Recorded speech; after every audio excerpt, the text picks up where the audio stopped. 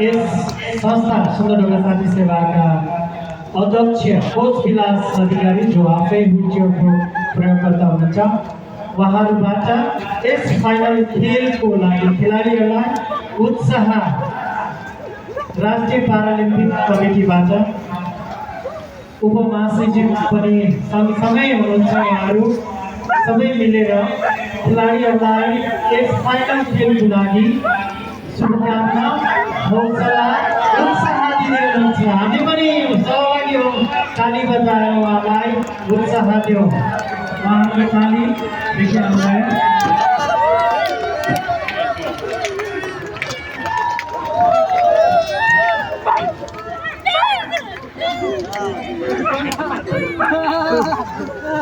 अब नेसनल एन्थमको लागि हाम्रो प्राविधिक भाषा जो जति उभिन सक्नुहुन्छ देशको गौरवको लागि हामी उठेर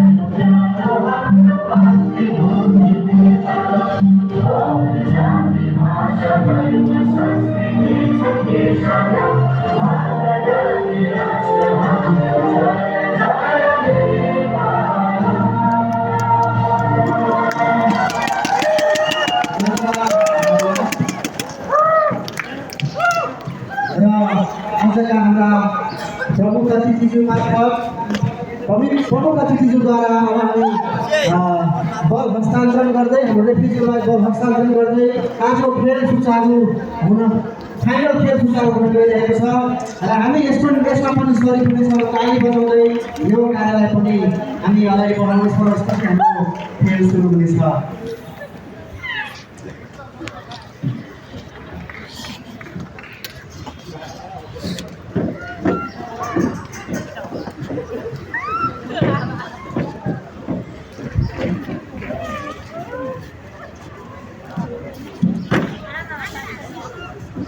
र यसै गरी आजको फाइनल खेलमा कोशी प्रदेश र बागमती प्रदेशको टिमबीच कडा प्रतिस्पर्धा हुने आकलन गरिएको छ र हामी यो कडा प्रतिस्पर्धालाई अझै ठुलो उत्साहको साथ हेर्नेछौँ र यो खेलमा सबैजना रमाउँदै खेललाई अझै हामी उत्साहित बनाउनेछौँ।